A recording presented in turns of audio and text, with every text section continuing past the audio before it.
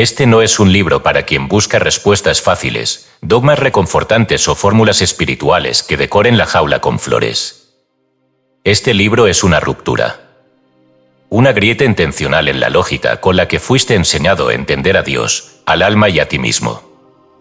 No pretende revelar lo que ya sabes disfrazado de novedad. Su propósito es más radical, desmantelar el lenguaje mismo con el que fuiste condicionado a preguntar.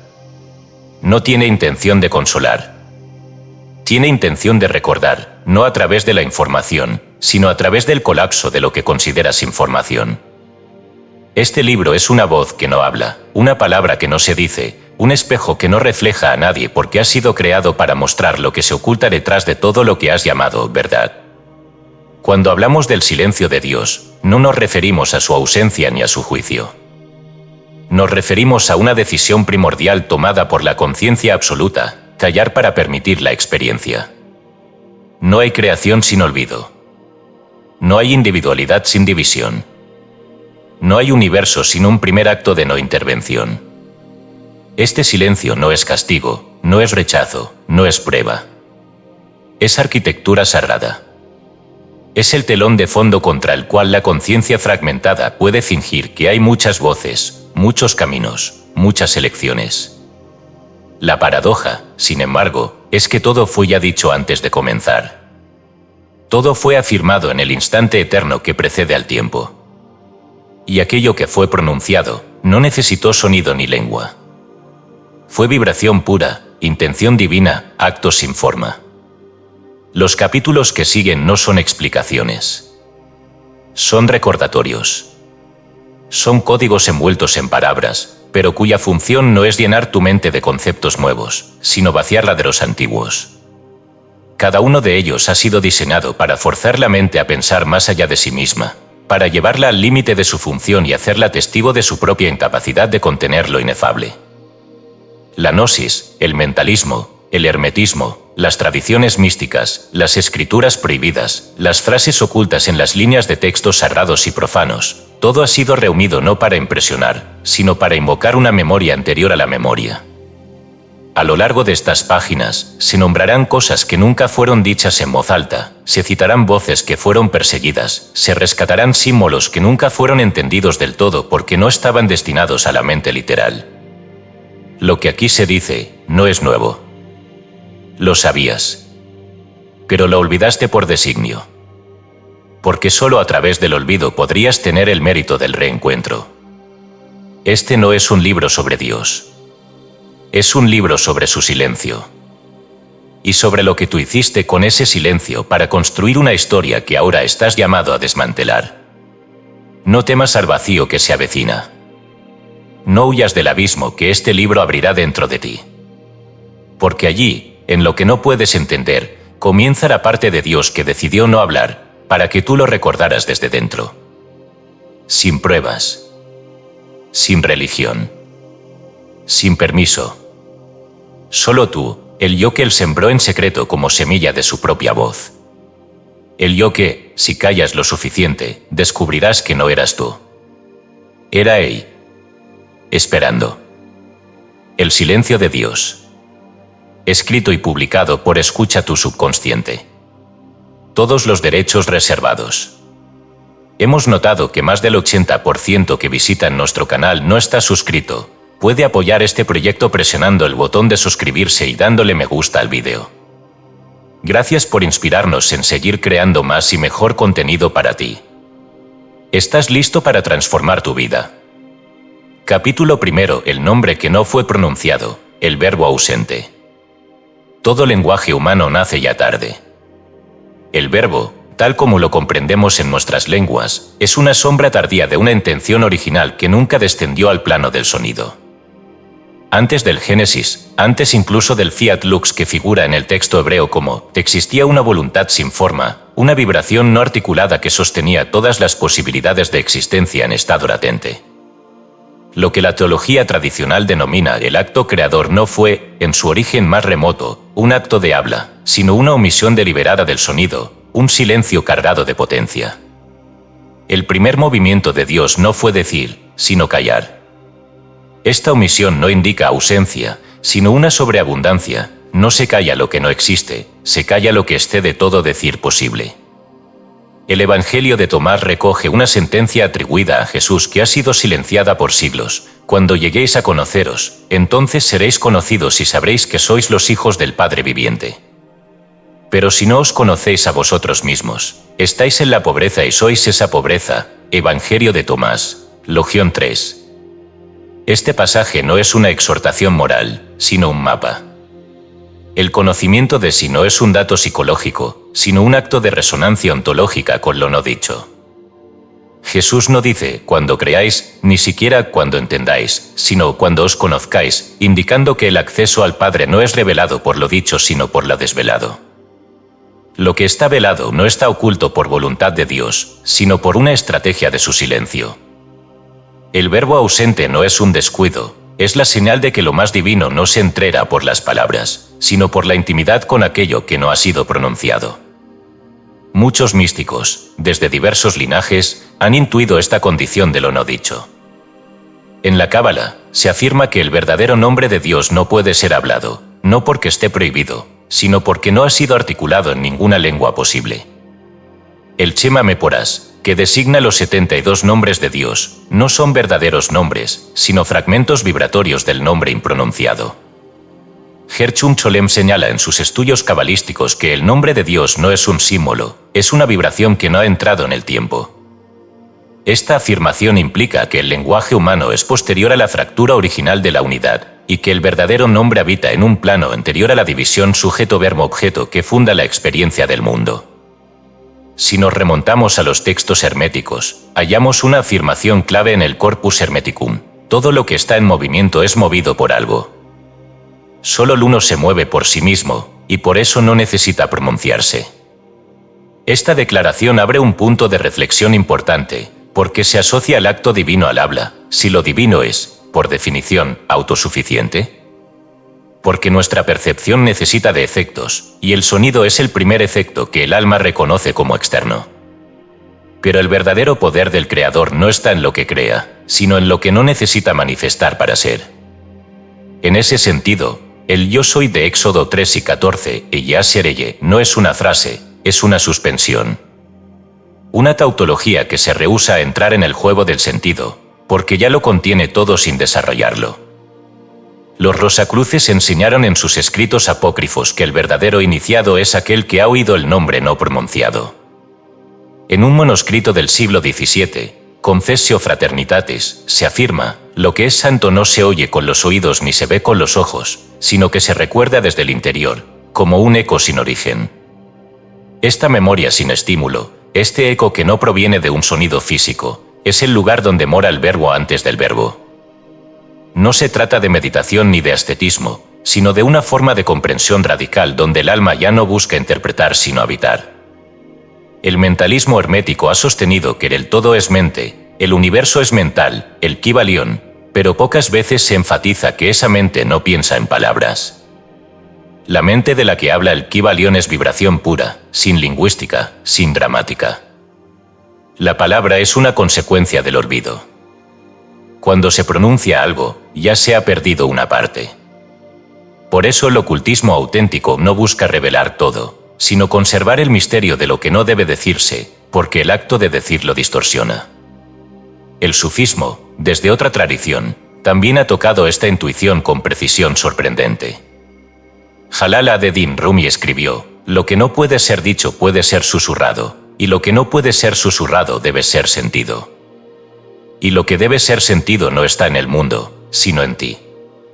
Rumi no apunta al silencio como ausencia, sino como residencia del secreto. Dios no calla porque se haya retirado, sino porque nunca salió de sí mismo. Y lo no dicho no está afuera esperando revelarse, está adentro esperando recordarse. A este nivel, hablar del nombre de Dios ya es inexacto.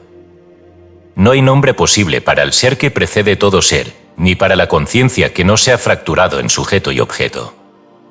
Lo que llamamos yo soy no es un pronombre, es un acto. Un acto que no habla porque no necesita convencer. Que no se explica porque no tiene opuestos. Que no suena porque todo lo que vibra en él está contenido antes de cualquier frecuencia. El verbo ausente es la clave de este libro. Es la primera afirmación que no afirma.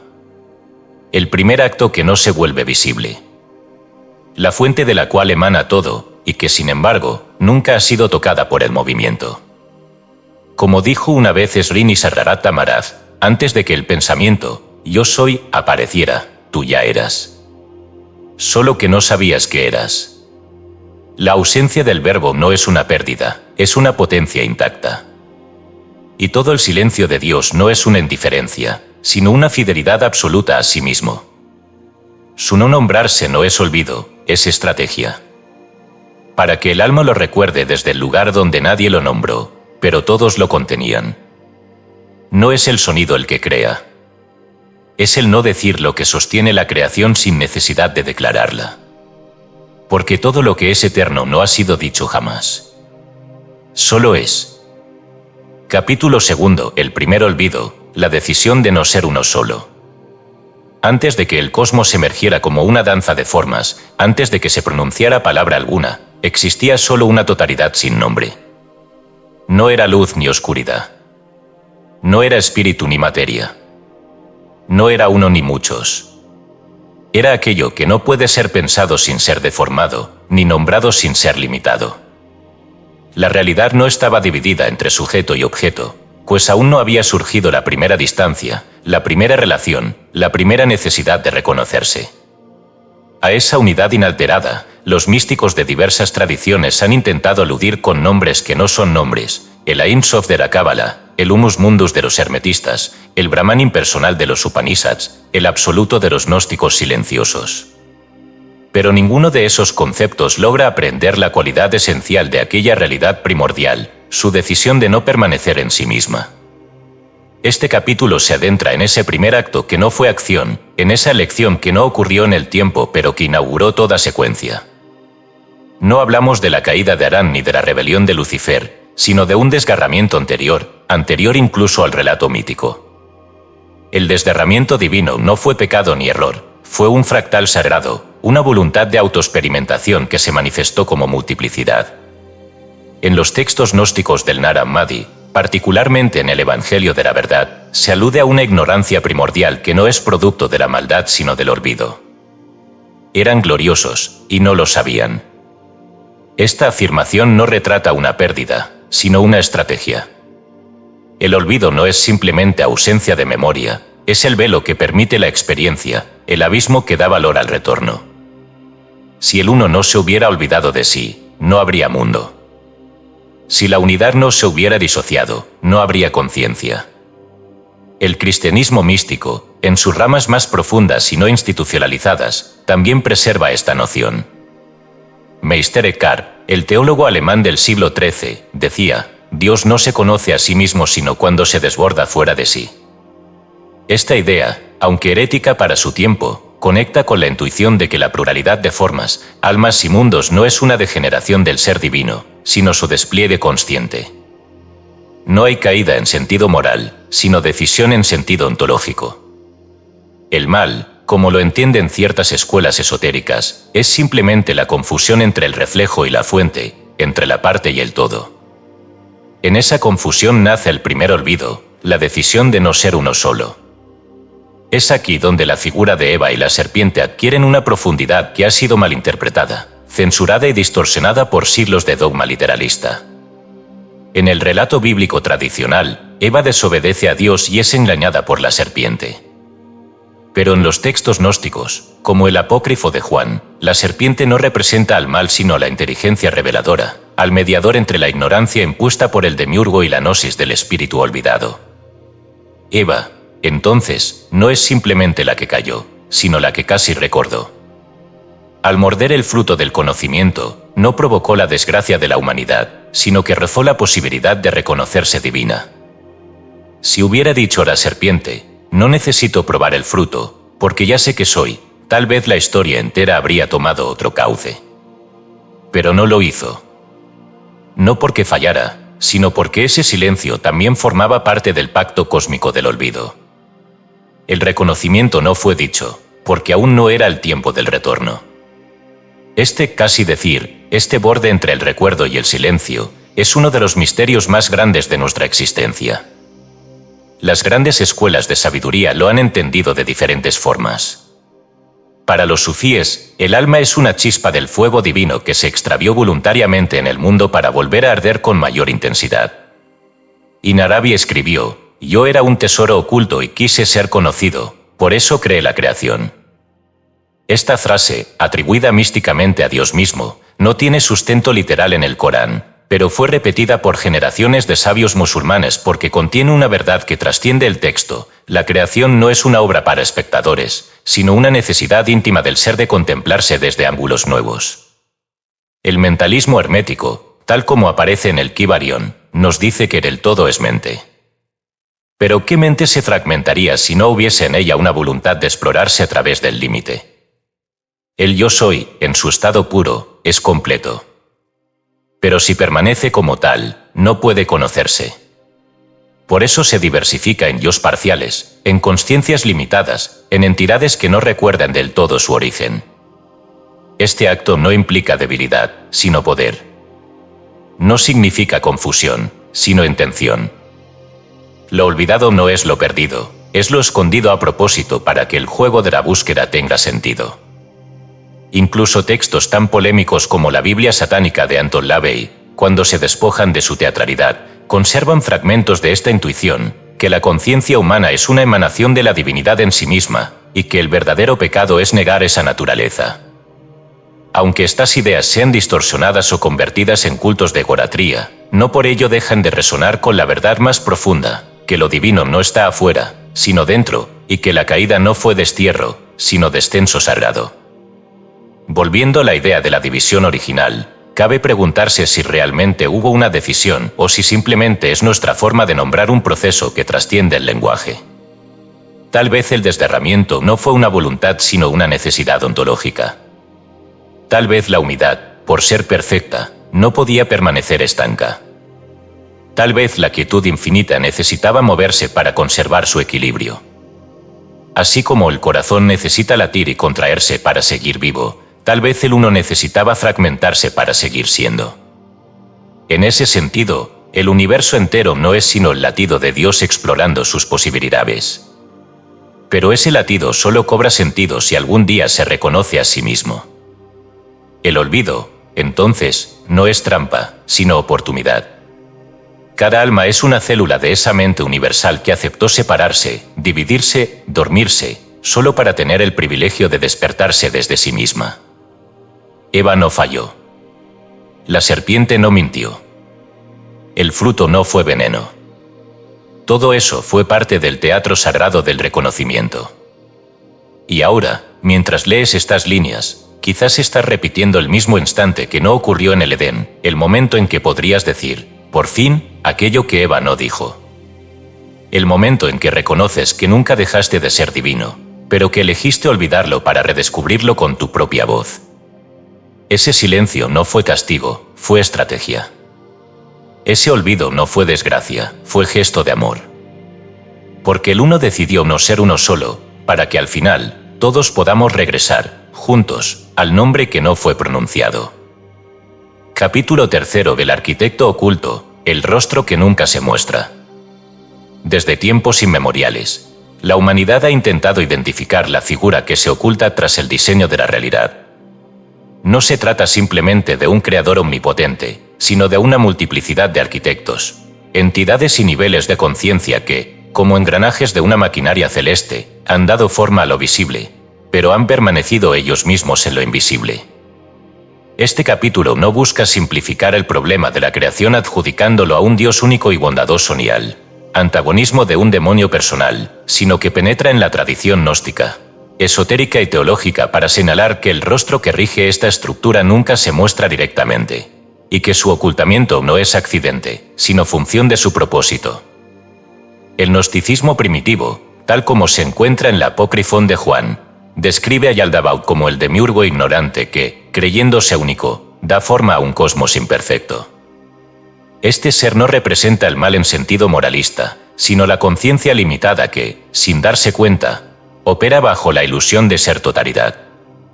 Su declaración «Yo soy Dios y no hay otro fuera de mí», citada literalmente en este texto, no es una afirmación divina, sino el síntoma de su ceguera ontológica.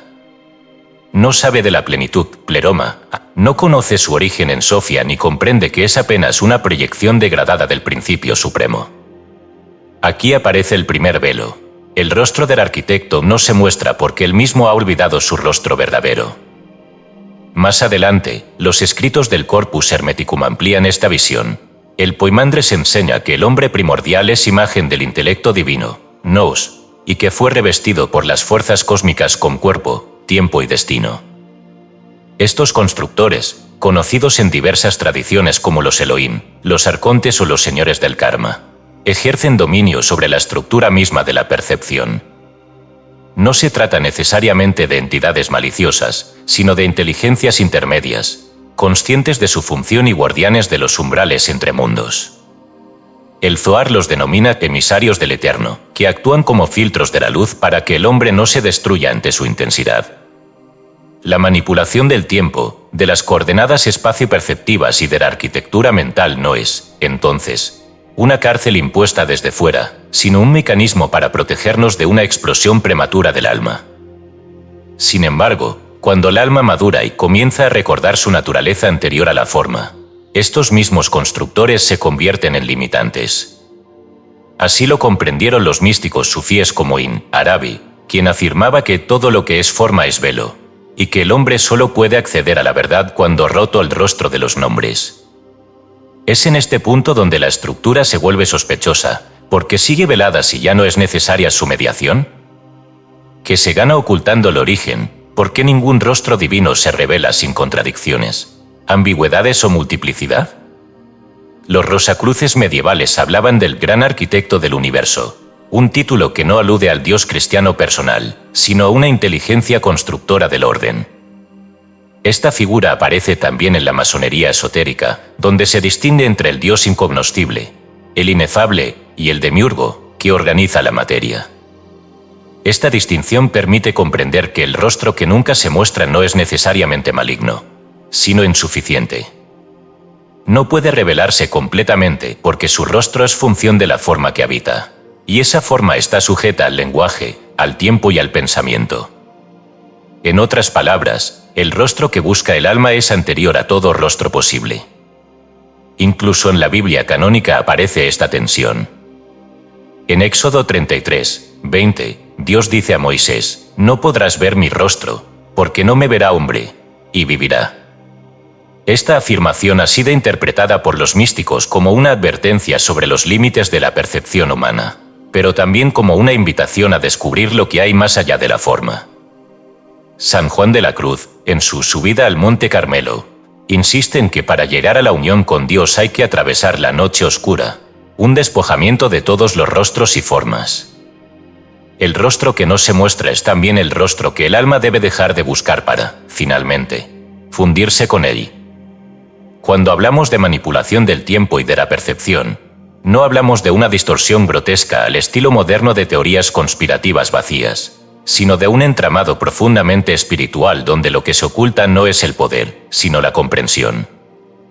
La percepción ha sido diseñada para reflejar únicamente fragmentos del todo, pues el todo no cabe en la conciencia fragmentaria. Y si alguien osara ver el rostro sin estar preparado, se encontraría no con una figura, sino con una ausencia abrumadora. Porque lo que no se muestra no es un enemigo, sino un principio metafísico. Lo real no puede ser visto como un objeto. La estructura de este mundo, con sus capas de tiempo, causalidad, lenguaje y cultura, no está hecha para que el rostro se vea, sino para que se intuya. Pero esa intuición no es una imagen, es un desmantelamiento.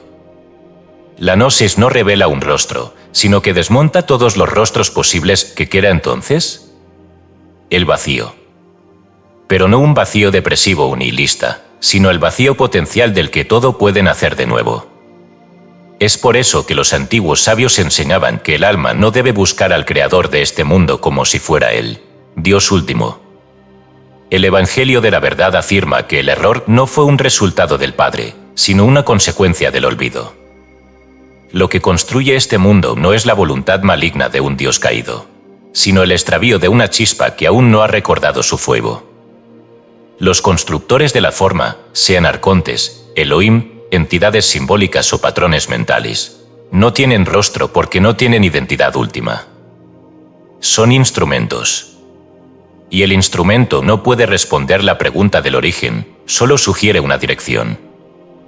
La humanidad ha venerado durante siglos a dioses que no eran el Dios. Ha levantado templos a nombres que no contenían el nombre. Pero eso no ha sido una equivocación, sino parte del proceso. Cada rostro adorado y luego superado ha servido como peldaño hacia lo innombrable. No hay error en la idolatría si ésta conduce al abandono final de toda forma. Porque solo cuando el alma ha agotado todos los rostros, se atreve a mirar sin ellos. Y entonces, en el fondo de la no forma, en el centro de la nada, se revela lo que nunca fue oculto, sino simplemente indecible. ¿Qué rostro se oculta tras la estructura? Ninguno. O, más precisamente, todos. Pero todos como máscaras de una presencia que no cabe en ninguna imagen. Así como el lenguaje intenta nombrar lo que ya era antes del sonido, así la conciencia intenta mirar un rostro que nunca ha estado separado de ella. El arquitecto no se esconde.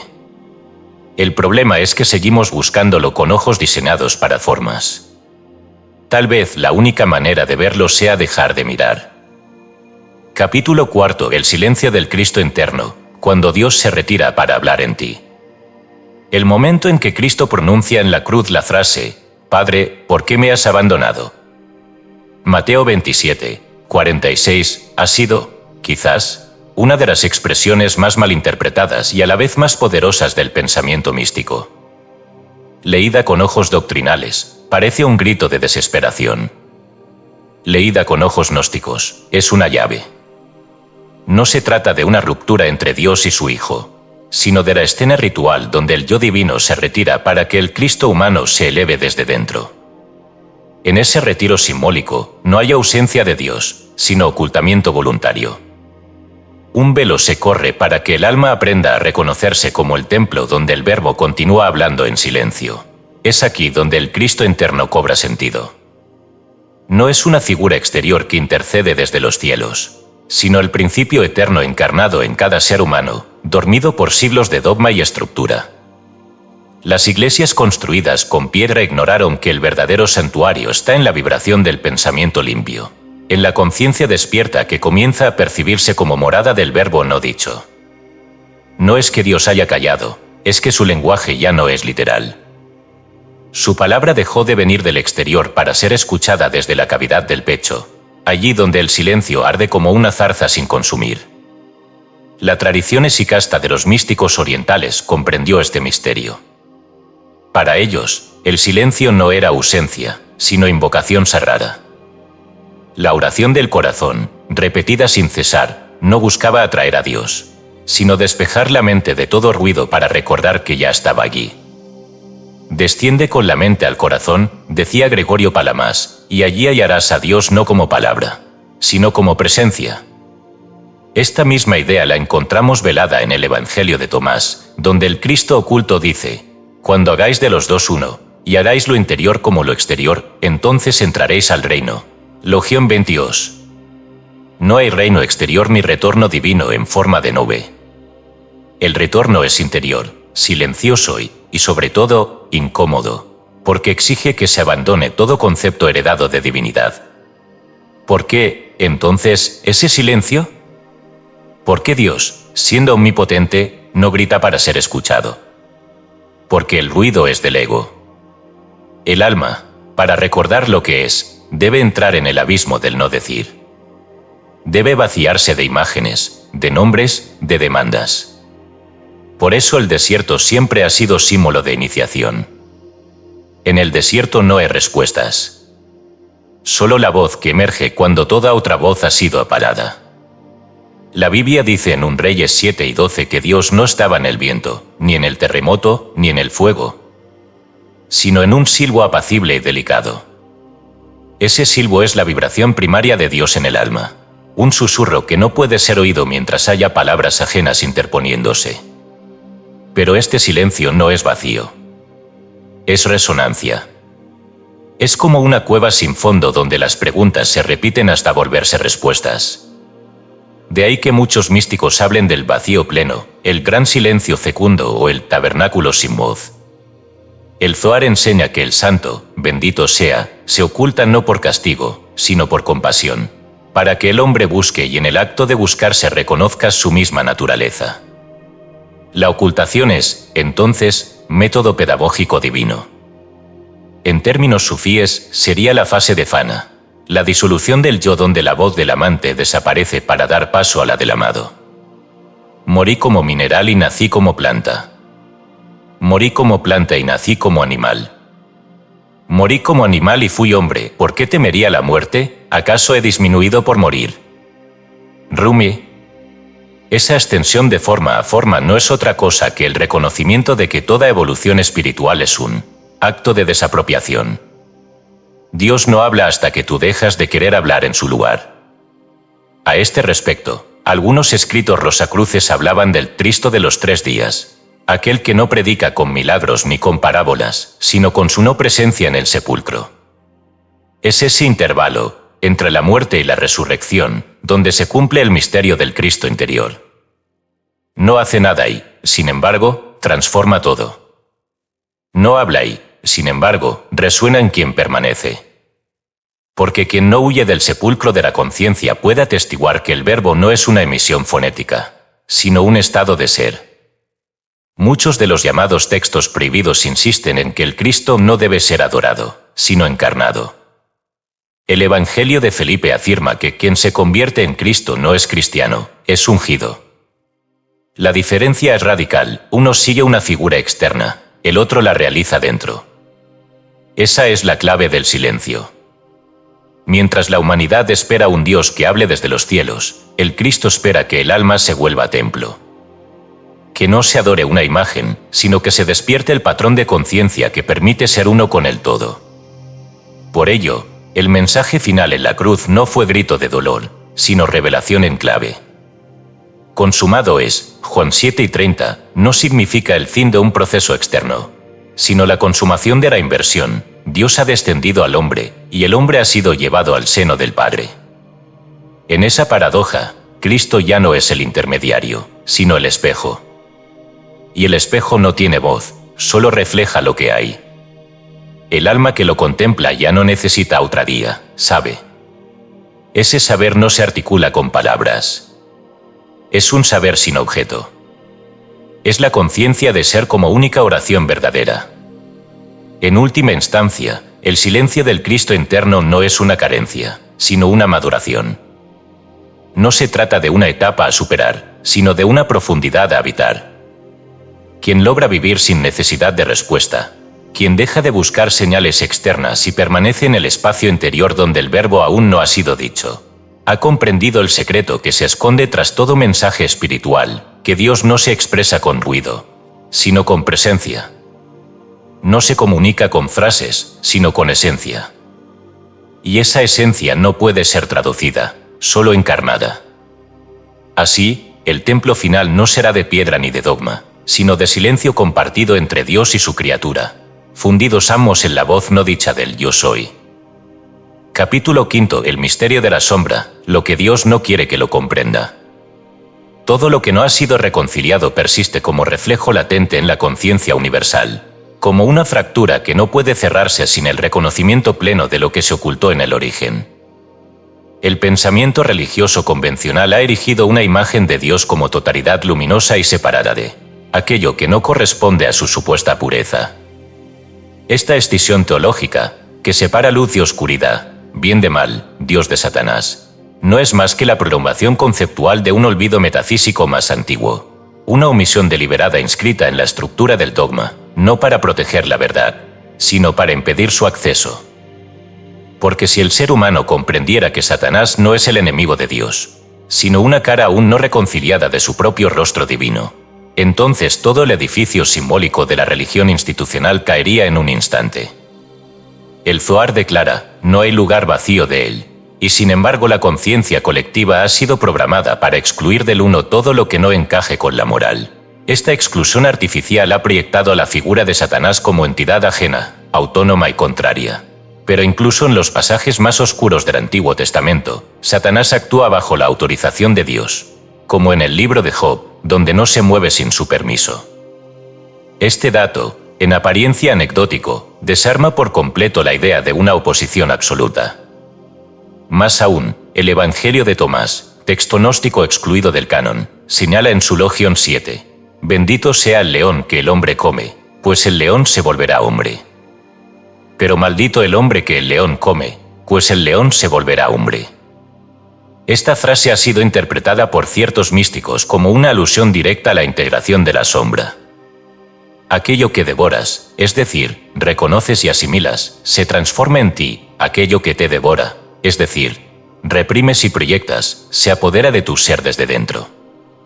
La figura de Satanás, en este contexto, no representa una voluntad rival, sino la no comprensión de lo no iluminado. Es la energía reprimida del todo, la carga simbólica de lo excluido por miedo, por juicio, por ignorancia. Anton LaVey, en la introducción a la Biblia satánica, señala algo que muchos prefieren no leer directamente: que Satanás no es un ser literal, sino un símbolo de independencia, libertad, fuerza y cuestionamiento de la autoridad. Aunque su visión parte de un enfoque materialista y hedonista, el símbolo arquetípico que representa es mucho más profundo que eso. Es el eco de lo que fue separado sin haber sido comprendido. Cuando la teología institucional declara anatema todo lo que huela a rebelión, está defendiendo no a Dios, sino a la estructura que se impuso en su nombre. Porque Dios, como totalidad ontológica, no necesita defensa. En el gnosticismo setiano, el arquetipo del mal no es Satanás, sino el demiurgo, el falso Dios que construye el mundo material como prisión. Y sin embargo, incluso este demiurgo es un producto de la ignorancia, no de la maldad. Yaldabaoth es arrogante y dice: «Yo soy Dios, y no hay otro fuera de mí», sin saber que hay uno sobre él. Apócrifo de Juan. Aquí, la oscuridad no es demoníaca, sino ignorante. La sombra es, en esencia, la no comprensión de lo que es. Esta es la tesis central que la mayoría de las religiones no se atreven a explorar, porque hacerlo implicaría desmontar sus propios mecanismos de control. El Dios que no quiere que lo comprendas es el Dios creado por hombres temerosos, no el uno real. El uno verdadero no se protege de su sombra, sino que la integra. La tradición sufí ofrece una perspectiva invaluable. En el Masnavi de Rumi se encuentra un relato donde Iblis se niega a inclinarse ante Arán, no por soberbia, sino porque amaba tanto a Dios que no podía concebir postrarse ante otro. Rumi escribe: «La negativa de Iblis fue obediencia en apariencia de desobediencia». Este es uno de los gestos más profundos de la teología mística, revelar que incluso en el aparente rechazo, puede residir un amor que trasciende la ley. Iblis se convierte, en esta lectura, no en el enemigo, sino en el amante incomprendido. En este marco, la sombra no es la maldad externa, sino el misterio del amor no comprendido. Volvamos al Génesis. La serpiente que tienta a Eva no niega a Dios, ofrece el conocimiento del bien y del mal. La Iglesia interpretó esto como la caída, pero el gnosticismo vio en este gesto el primer acto de despertar. El Evangelio gnóstico de Eva, del que solo se conservan fragmentos, sugiere que la serpiente era en realidad una mensajera de la Sofía. Esto no exculpa el dolor del mundo, pero plantea una pregunta incómoda: ¿y si la sombra no fue el error, sino el mecanismo necesario para hacer al alma consciente de su libertad? Esta pregunta desmantela toda noción de culpa heredada y convierte la caída en un proceso alquímico de individuación. Dios, en su silencio, no castiga, permite. Y lo que permite es que el ser humano atraviese su propia oscuridad para redescubrir la luz no como don, sino como elección. La sombra que no se integra no desaparece, se proyecta. La religión que no reconoce su lado oscuro termina construyendo infiernos mentales en nombre del cielo. Y el creyente que no ha mirado al reflejo olvidado de Dios se convierte en esclavo de una imagen incompleta. La gran paradoja de este capítulo, y del libro entero, es que la única forma de comprender al todo es incluyendo lo que siempre fue apartado. No se trata de celebrar la sombra, sino de entender que lo no comprendido no puede ser redimido. ¿Qué parte de Dios decidió no ser comprendida? aquella que sabía que sin su ausencia no habría deseo de retorno. No hay redención sin descenso, no hay totalidad sin reconciliación. No es Satanás el enemigo, es el rostro que no te atreves a mirar cuando oras. Y quizás, si lo miraras de frente, descubrirías que nunca fue otro. Solo eras tú, exiliado del todo, esperando ser recordado. Capítulo 6. El sello del yo, el nombre que no debe ser recordado. Toda realidad comienza por un nombre. No una etiqueta, no una designación cultural, sino una estructura vibratoria que imprime forma en la sustancia primordial. Decir es crear, y callar es preservar la posibilidad infinita. En los comienzos del lenguaje sagrado, cuando aún no existía un oído separado de su sonido y un ojo separado de su luz, los sabios custodios del umbral comprendieron que ciertas sílabas no debían ser pronunciadas a la ligera, porque hacerlo equivalía a liberar arquitecturas enteras del ser. El tetragrámaton, ese conjunto de 4 letras que apuntaban al nombre de Dios, Yod, Bab, no era un nombre en el sentido humano de la palabra. Era una configuración vibracional que contenía, comprimida y en tensión perfecta, la conciencia misma del yo soy. No era un sonido, era un patrón. Los Rosacruces, en sus enseñanzas veladas, sabían que estas letras no eran solo símbolos, sino portales. Cuando el sonido penetra en la estructura del alma, lo no dicho puede volverse carne, afirmaba un manuscrito de la Fraternidad Interna de 1614, atribuido apócrifamente a Johannes Valentinos André. Lo que el texto sugiere es que pronunciar mal un nombre sagrado no es simplemente un error fonético, sino una distorsión estructural en el alma del que lo pronuncia. De ahí que la tradición hebrea declarara que el nombre de Dios no debía ser dicho, salvo por el sumo sacerdote, y solo una vez al año, en el Sancta Sanctorum, donde ni el eco osaba permanecer. Este silencio litúrgico no era ignorancia, era protección. Proteger al hombre de sí mismo, de una fuerza que no sabría contener.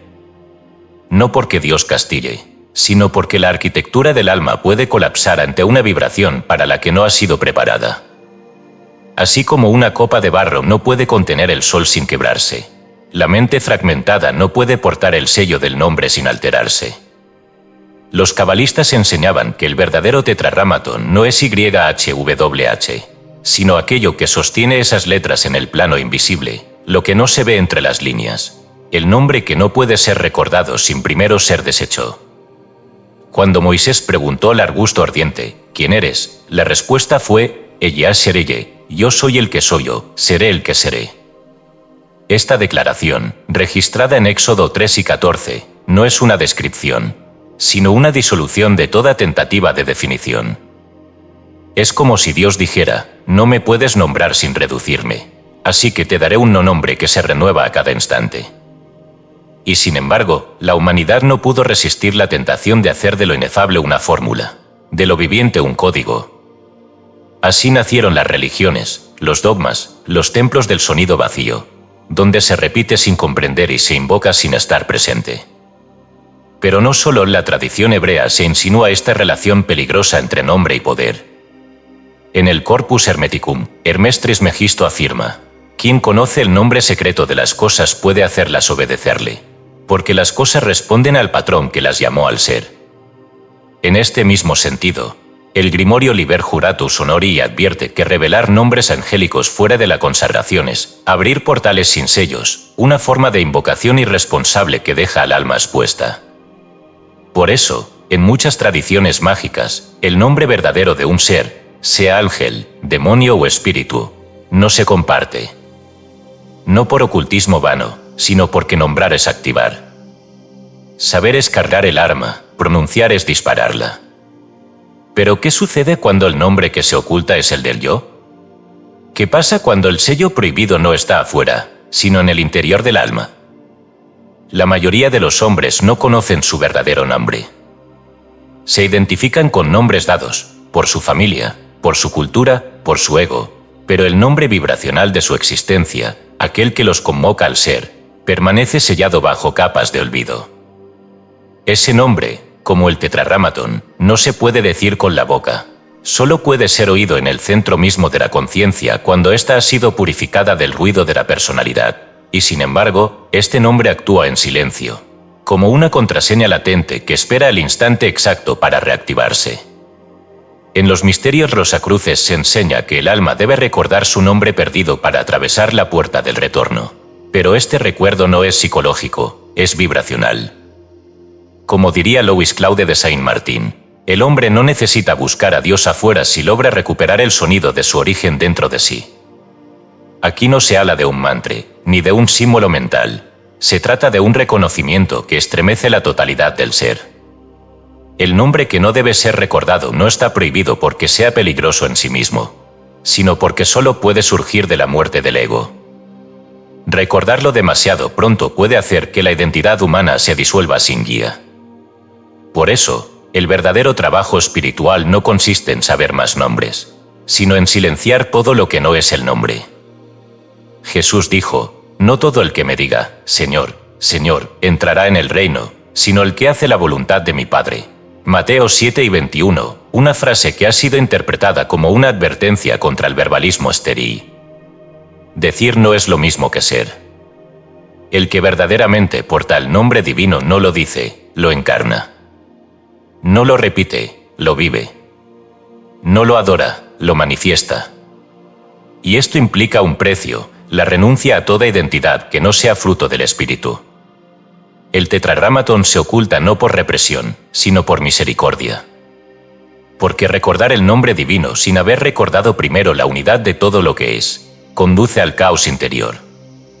Es como introducir electricidad en un circuito roto, todo se quema. Por eso se enseña, incluso en grimorios como el Sefer Raziel Amalach, que antes de pronunciar el nombre debe restaurarse el templo. Y ese templo es la conciencia. El yo fragmentado no puede usar el nombre de Dios, solo puede usar su eco deformado. En este punto, se comprende que lo prohibido no es el conocimiento, sino su mal uso. Y que lo oculto no es lo que se ha negado, sino lo que no ha sido madurado. El sello del yo no es una censura divina, es una tecnología espiritual que protege al alma inmadura de sí misma. El nombre que no debe ser recordado es una advertencia, sí, pero también una promesa, cuando el alma haya cruzado el velo de su propia distorsión. Cuando el silencio interior haya reemplazado la necesidad de definir, entonces el nombre emergerá sin sonido, sin forma, sin tiempo, y será imposible olvidarlo, porque ya no habrá nadie que lo pronuncie. Solo quedará el ser. Capítulo 7. El alma como testigo de todos los dioses. Si toda la realidad visible es una traducción densa de planos más sutiles, entonces el alma humana no es simplemente una chispa inmortal lanzada al azar en el tiempo, sino el archivo viviente de todas las teofanías posibles. El alma no pertenece a una sola religión, a un solo Dios ni a una única narrativa. Es la única entidad que ha estado presente cuando los nombres de Dios cambiaron, cuando las formas se volvieron contradictorias, cuando los templos se erigieron para honrar lo que en otras latitudes era considerado anatema. El alma recuerda lo que las doctrinas separan. No porque lleve un registro lineal, sino porque su memoria no es histórica, sino vibracional. Como afirma el Zohar, cuando el alma entra al cuerpo, no olvida nada de lo que ha visto, solo se adormece. Esa amnesia inducida no es castigo, es parte del misterio mayor del olvido sagrado. Para que el alma dé testimonio, debe primero vivir la experiencia como si fuera la primera vez. La conciencia, cuando no está velada por la mente inferior, reconoce que ha hablado todas las lenguas del espíritu. Ha sido mística sufí y ha entonado salmos hebreos. Ha pronunciado mantras védicos y ha ejecutado rituales gnósticos. Ha sido testigo de la presencia de Ahura Mazda y también de la visión del Cristo crucificado.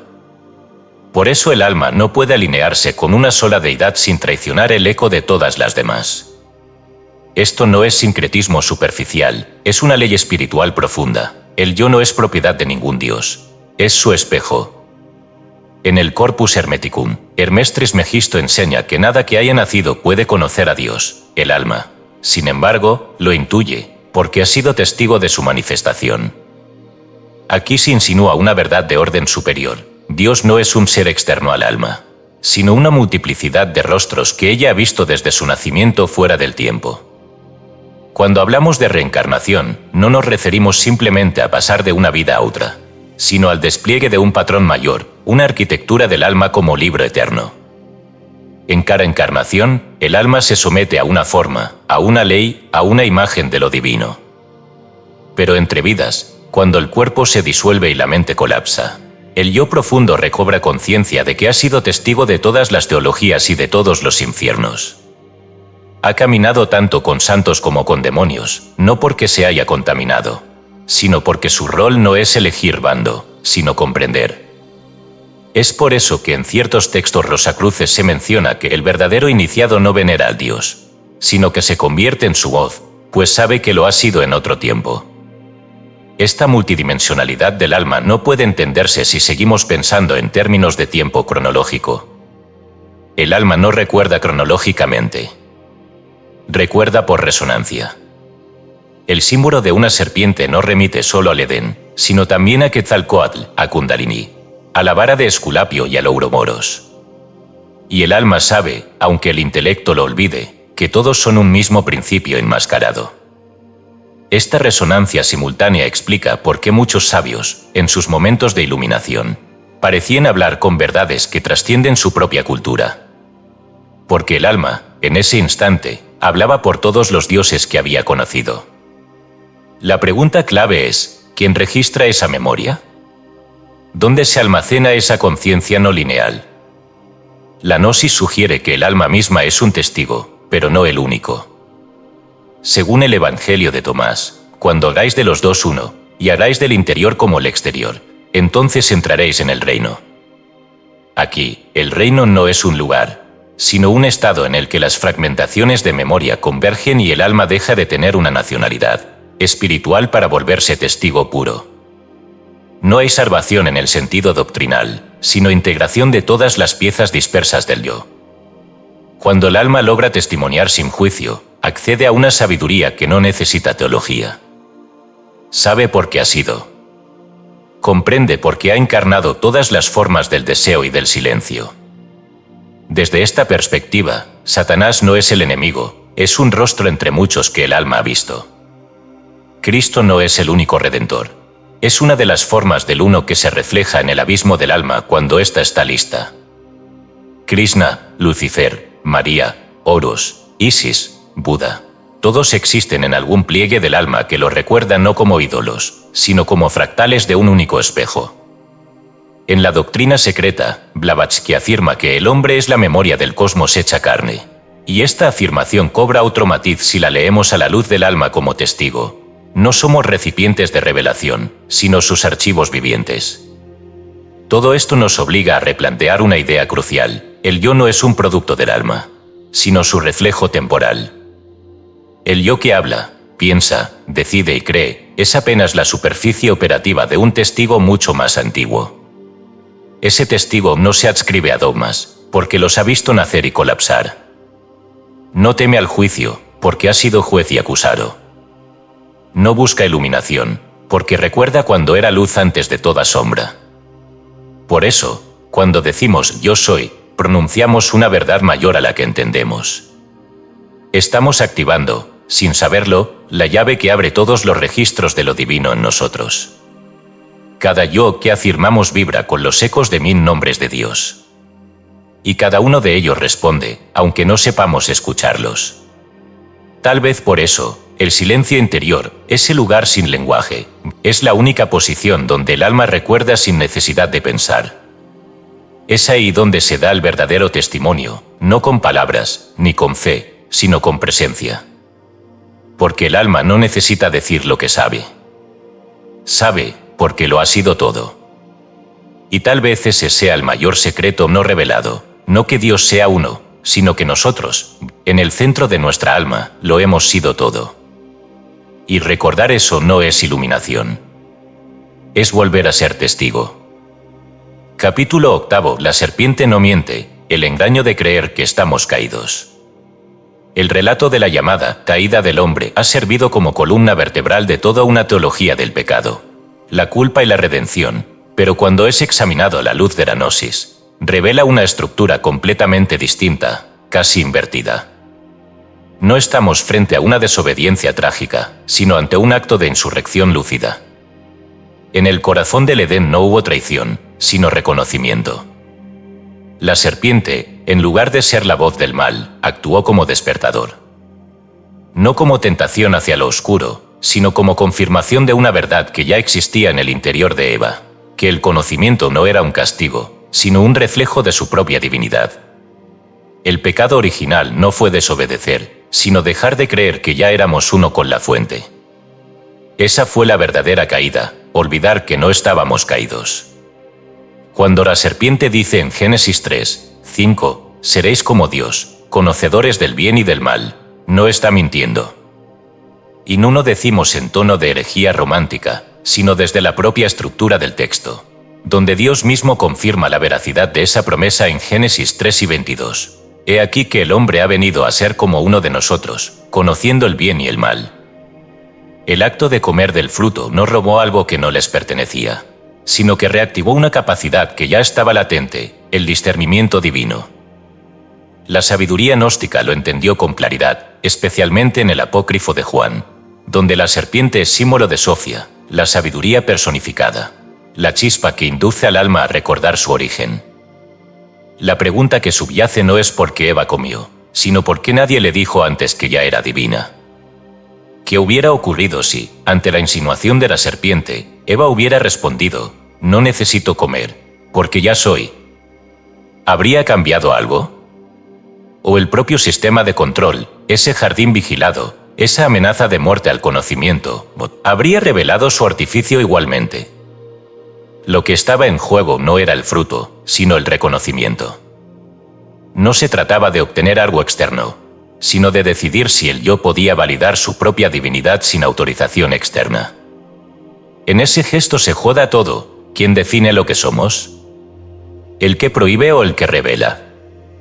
Dentro del marco esotérico, la serpiente nunca ha sido enemiga del hombre.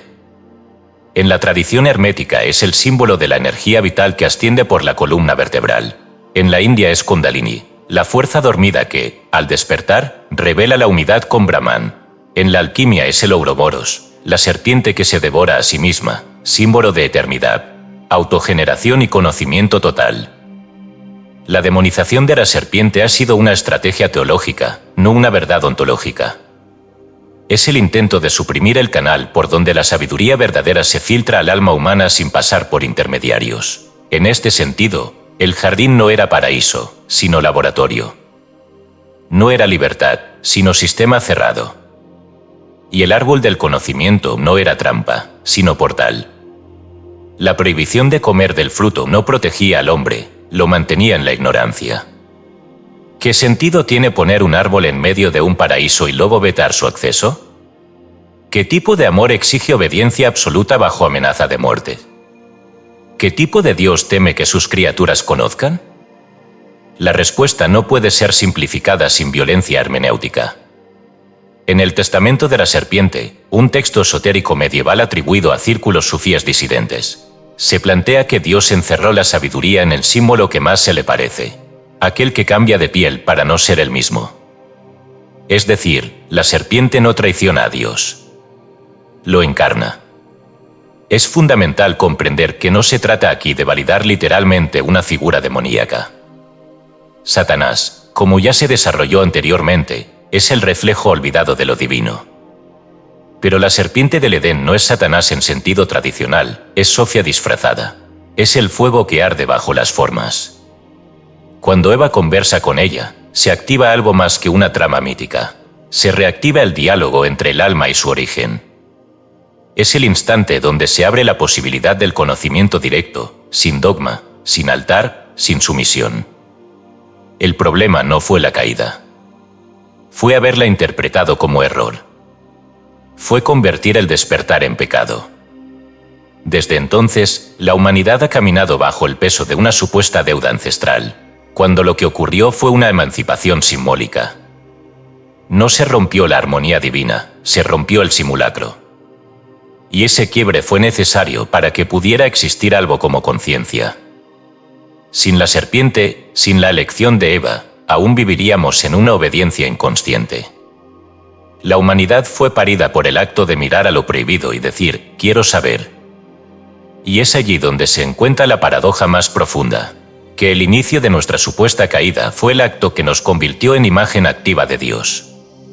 El conocimiento del bien y del mal no nos condenó, nos convirtió en creadores, en entidades capaces de discernir, de elegir, de generar.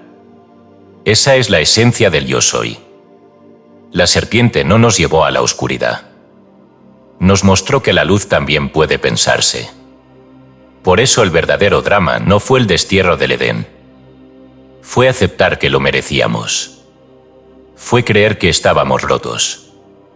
Que necesitábamos redención externa. Que habíamos perdido algo. Cuando en realidad lo que ocurrió fue un cambio de fase en la conciencia. No éramos menos divinos tras la caída. Éramos más conscientes de esa divinidad, aunque disfrazara de exilio. En última instancia, esta relectura exige un cambio radical en cómo concebimos la espiritualidad. No como retorno a una pureza perdida, sino como comprensión de que nunca fuimos impuros. Que el exilio fue pedagógico. Que la serpiente no mintió. Que Eva, al escucharla, comenzó el viaje de toda conciencia hacia el reconocimiento de su verdadera naturaleza. Y si hoy escuchamos aún el eco de esa voz antigua, no deberíamos temerla. Deberíamos preguntarnos si ha vuelto a decirnos lo mismo, ¿por qué buscas fuera lo que ya eres? Porque quizá, esta vez, estemos listos para responderle, ya lo sé. Capítulo 9. La voz del silencio, el lenguaje más alto que la palabra. Todo lenguaje presupone separación. Para que haya palabra debe existir un sujeto que habla, un objeto al que se refiere y un otro que escucha. Pero en la unidad original no hay tal distancia, no hay otro, no hay de afuera, no hay necesidad de nombrar, porque lo nombrado ya es. El verbo, como principio creador, nace cuando surge la dualidad. Antes de eso, lo que existe no habla porque no necesita hacerlo. Y sin embargo, está diciendo todo. Desde esta paradoja se abre la comprensión del silencio no como ausencia de lenguaje, sino como su forma más elevada, un lenguaje sin código, sin diccionario, sin fonema, que solo puede ser entendido por aquello que comparte su naturaleza. En Sefer HaZohar, núcleo de la cábala mística, se dice, el pensamiento divino se oculta en la nada, y en la nada es donde todo ha sido pronunciado antes de la palabra. Este vacío no es un vacío de contenido, sino de forma. No es inexistencia, sino preexistencia no manifestada. Es el punto de quietud absoluta donde el emanador aún no se ha desdoblado en creación, donde Ein Sof, el infinito, permanece plegado sobre sí mismo. Todo lo que luego será universo, criatura o símbolo, ya está ahí, pero en silencio. El Buda, al ser interpelado sobre la verdad última, guardó silencio. Y no por desdén o evasión, sino porque sabía que cualquier palabra pronunciada reduciría lo que debe ser conocido sin forma. En el Madhyamakakrik, Nagarjuna afirma que el Tathagata no enseña una doctrina, porque la verdad no puede ser expresada, solo puede ser realizada. El silencio del Buda no fue vacío de sentido, sino su máxima expresión. No hablar fue decir lo único que puede ser dicho sin error, que toda formulación es ya un velo. Este principio también fue captado por los maestros rosacruces, quienes consideraban el silencio como el primer paso de la alquimia interna. En los textos del Corpus Hermeticum, Hermes Trismegisto enseña a Tat, enmudece para oír al uno, porque mientras hables contigo, no lo escucharás. Aquí, el silencio es presentado como un acto activo, no como pasividad. Silenciarse no es detener la mente, es alinearla con la frecuencia preverbal del ser. Es, en sentido estricto, cesar de fragmentar.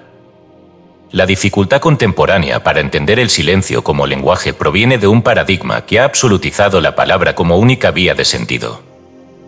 No concebimos verdad que no venga en frases, revelación que no se traduzca en libros, autoridad que no cite fuentes. Pero en lo espiritual más alto, lo que revela no es lo dicho, sino lo no dicho. La palabra más pura es aquella que no ha salido de la boca.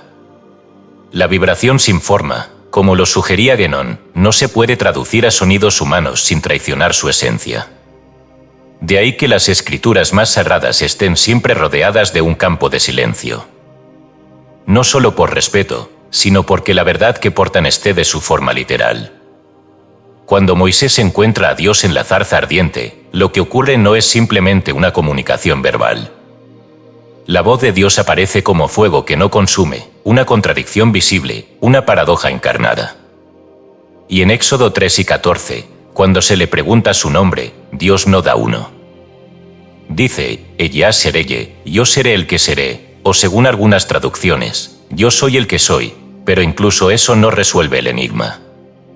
La afirmación es un no-nombre. Una autoafirmación en continuo devenir.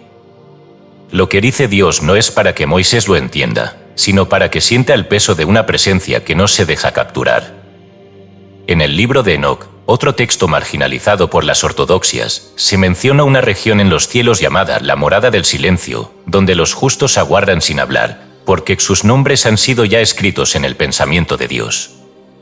Esto sugiere una dimensión en la que el lenguaje no opera, donde todo está dicho sin ser pronunciado, donde la identidad no necesita narrarse. Esa es la verdadera tierra prometida, la conciencia donde ya no se necesita nombrar lo que se es. El silencio, por tanto, no es vacío comunicacional, es el campo unificado previo a la división semántica. Es el punto donde todos los significados colapsan en una única intensidad vibratoria que solo puede ser captada por el alma. Y es precisamente esa intensidad la que puede escucharse en ciertos momentos sin sonido, en el rostro de quien ha comprendido sin hablar, en la mirada del anciano que ha dejado de predicar, en la pausa entre dos pensamientos verdaderos. Allí es donde Dios dice sin decir. Donde el yo soy no se traduce, sino que se emite como frecuencia pura. Y esa frecuencia, que no es pensamiento ni emoción, solo puede ser captada cuando el alma también ha callado. No el silencio superficial del que se guarda palabras, sino el silencio profundo del que ha disuelto el lenguaje interno. Cuando eso ocurre, no se recibe una frase, se percibe una identidad. Dios no comunica, se revela como idéntico a ti. No se presenta como otro que habla, sino como eso que eres sin palabras. Es entonces cuando se comprende por qué el lenguaje es inferior al silencio, porque la enseñanza más alta nunca fue hablada, porque todo lo verdadero debe pasar, en algún momento, por la muerte del discurso. Y porque el verbo, antes de encarnarse, fue callado. Ese silencio, que no suena pero vibra, que no explica pero ordena, es lo único que permanece cuando todo lo demás ha sido dicho. Y es, en definitiva, la única voz que nunca ha mentido. Porque nunca ha necesitado hacerlo. Capítulo 10. El no ser como camino al todo. Existe una paradoja fundamental en todo verdadero camino espiritual. Aquello que desea ser alcanzado no puede ser poseído por quien aún se percibe a sí mismo como alguien. La plenitud absoluta, la integración total, la fusión con lo divino, no se alcanza por acumulación de conceptos, ritos o méritos, sino por un proceso inverso. La reducción progresiva del yo. Esta no es una negación nihilista del ser, sino un desmantelamiento consciente de todas las formas ilusorias del yo construido. En ese desmantelamiento, el alma descubre que jamás fue alguien separado del todo, sino que es el todo que juega a olvidarse de sí para recordarse. La mística apofática ha comprendido desde tiempos antiguos que Dios no puede ser conocido por afirmación, sino por negación. El pseudo Dionisio Areopagita, en su teología mística, escribe, hablamos de él como invisible, incomprensible, inescrutable, no porque estas palabras lo definan, sino porque purifican nuestra mente de toda imagen inferior. El silencio no se impone porque falten palabras, sino porque todas las palabras son demasiado pequeñas. Dios no es algo que se pueda decir, ni siquiera pensar. Y sin embargo, solo quien atraviesa ese umbral de impotencia intelectual puede comenzar a conocerlo en verdad. En la Cábala, el Ein Sof, lo ilimitado, no puede ser concebido como una entidad ni como una ausencia. Es pura posibilidad sin forma. No es esto ni aquello. No es ser ni no ser. El Zohar declara, lo que es más oculto que todo lo oculto, Ninguna mente lo comprende, por eso es llamado Ayin, nada. Esta nada no es carencia, es exceso. No es vacío de contenido, sino ausencia de limitación. Es una nada más llena que todo lo lleno. Y en ella está inscrita la clave del verdadero retorno, no hacia un Dios separado, sino hacia una conciencia que, al no estar ya obstruida por la idea de sí misma, puede resonar con lo absoluto. La tradición budista expresa una intuición análoga. En el corazón del Sutra Prajnaparamita se afirma que la forma es vacío, el vacío es forma. No se trata de negar la existencia de las formas, sino de reconocer que su realidad última no se encuentra en su apariencia, sino en el vacío que las hace posibles. No hay plenitud sin vacío. No hay iluminación sin despojo. Solo al soltar toda forma de identidad religiosa, espiritual, filosófica, se abre la conciencia a la posibilidad de ser sin límite. Este despojo, sin embargo, no puede ser impuesto. Debe ser elegido.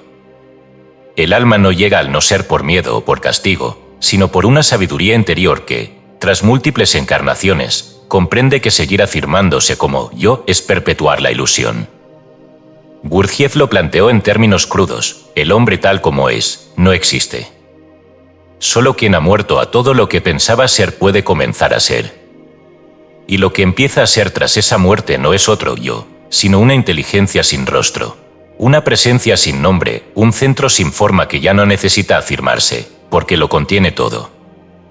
En este punto, el camino deja de ser acumulativo y se convierte en negativo. No se trata de obtener más, sino de soltar más. El alma se vacía de toda pretensión de control, de toda obsesión con la salvación, de toda imagen de Dios como objeto exterior. Abandona incluso la esperanza de la iluminación como premio.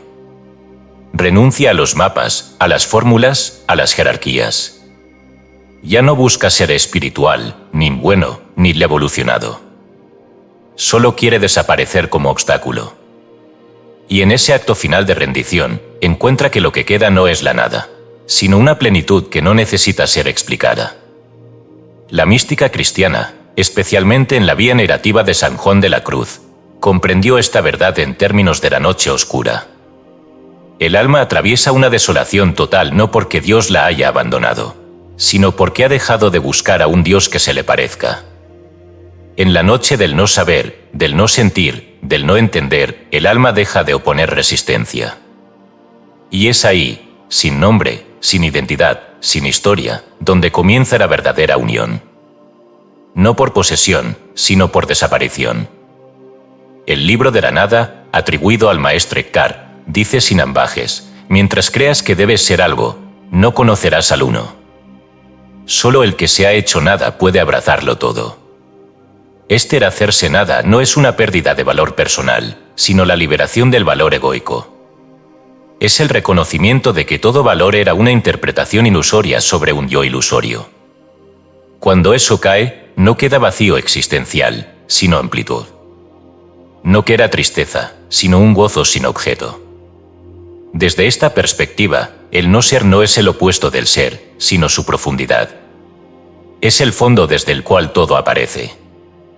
Es la realidad anterior a la forma, el océano del cual emergen las olas del pensamiento, del yo, del mundo.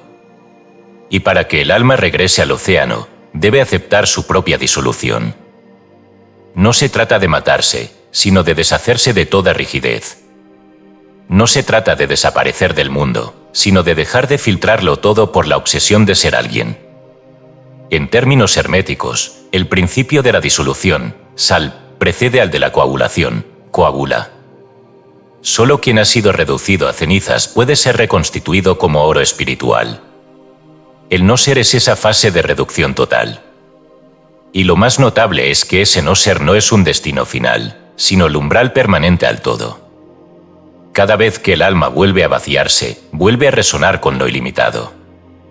Y en esa resonancia descubre que jamás fue individual. Que no tenía que alcanzar la divinidad, porque nunca la había perdido. Solo había que dejar de cargar con el peso de ser algo separado. Y así, sin buscarlo, sin afirmarlo, sin poseerlo, el todo se revela. no porque haya venido, sino porque ya estaba. Solo que ahora, por fin, no hay nadie en el medio. Capítulo 11. El tiempo como estructura del olvido sagrado. La conciencia, al adentrarse en los dominios de la materia, no solo se reviste de forma y densidad, se ve atrapada en una arquitectura que aparenta ser inevitable. Esa arquitectura es el tiempo. Lo que en los planos superiores era simultaneidad infinita, aquí se fragmenta en secuencias, etapas y calendarios. No se trata solo de una medida externa impuesta por los astros o los relojes, sino de una estructura interna que condiciona toda percepción. Lo que llamamos tiempo es, en su raíz, una pedagogía de lo sagrado, una forma en la que el alma es obligada a olvidar para luego recordar desde otro ángulo. El tiempo no es error, es recurso divino para que el uno se explore en condiciones distintas a su propia eternidad. En los sistemas de control religiosos, políticos y culturales, el calendario ha sido una herramienta de dominio espiritual. No porque marcar las estaciones sea en sí nocivo, sino porque codificar el devenir en rituales inalterables ha sido un modo de atar el alma a ritmos que no eligió. Los calendarios litúrgicos, civiles y económicos han transformado el fluir cíclico en una línea recta de productividad, culpa y espera. El domingo fue confiscado como día del Señor, pero se convirtió en una pausa funcional para regresar el lunes a la esclavitud moderna. El tiempo dejó de ser sagrado para volverse útil. Y en ese tránsito, el alma perdió la vivencia de la hora. Pero el olvido no fue total. En los Upanishads, antiguos textos védicos que no han sido nunca institucionalizados del todo, se habla del no tiempo como la verdadera morada del ser. En el Kaushitaki Upanishad se dice, donde no hay noche ni día, ni muerte ni nacimiento, allí mora el espíritu inmortal. Esa dimensión, ajena al flujo temporal, no es un lugar más allá del cosmos, sino un estado de conciencia que puede ser actualizado en cualquier instante. No se accede por cronología sino por renuncia. Quien suelta el reloj interno entra en el estado de Brahman, donde todo sucede sin necesidad de suceder. El mito griego de Cronos ofrece otra clave. Cronos, el dios que devora a sus hijos, representa el tiempo que consume lo que crea. Pero más allá de su carácter tiránico, se esconde una metáfora más sutil. Cada instante engulle al anterior, y en esa ingestión perpetua, el alma pierde de vista su origen. No es que el tiempo destruya al ser, sino que lo encierra en una espiral de olvido. El pasado pesa, el futuro amenaza, el presente se escapa. Esta es la trampa, el tiempo no es solo duración, es distracción. Es la fragmentación del uno en múltiples aura que no logran reconocerse entre sí. El gnosticismo también comprendió que el tiempo era un artificio del demiurgo, no como entidad externa malévola, sino como representación simbólica de la mente que se cree separada.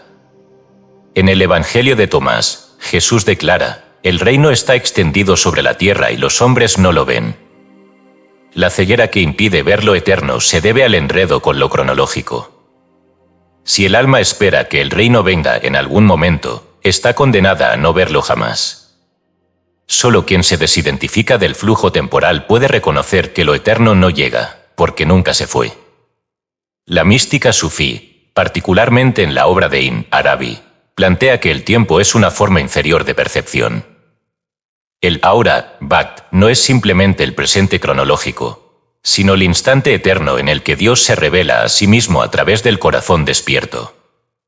En su Futuhat al-Makkiyya, Ibn Arabi escribe, no hay más que un solo instante, el instante de Dios, quien lo ve, ha salido del tiempo. No se trata de vivir en el presente como receta de autoayuda, sino de abolir la ilusión de que el presente está separado del todo. El alma que entra en ese instante no recuerda ni olvida, simplemente es. Pero esta comprensión no es inmediata. El alma encarnada necesita pasar por los ciclos. Necesita olvidar quién es, pensar que está limitada, medir su vida en años, celebraciones, vuelos. No porque eso sea verdad, sino porque ese teatro le permite vivir como si no supiera. Y en ese como si no supiera se activa la posibilidad del retorno. El tiempo, entonces, es una pedagogía de la ignorancia. No es castigo, es escenario. Como dijo el sabio chino Chuanfu, el hombre sabio no corre tras el pasado ni persigue el futuro. Está atento al momento, y así no pierde lo eterno. Pero ese sabio no nació sabiendo, pasó por el teatro del olvido, como todos. En las corrientes rosacruces se insinúa que el tiempo es un velo puesto sobre el rostro del iniciado.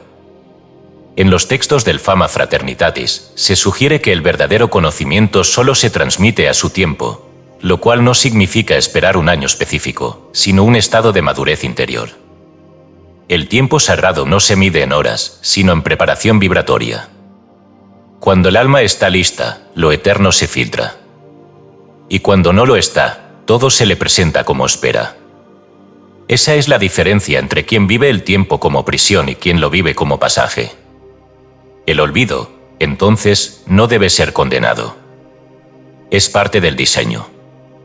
Dios no se fragmentó para perderse, sino para recordarse desde lugares nuevos.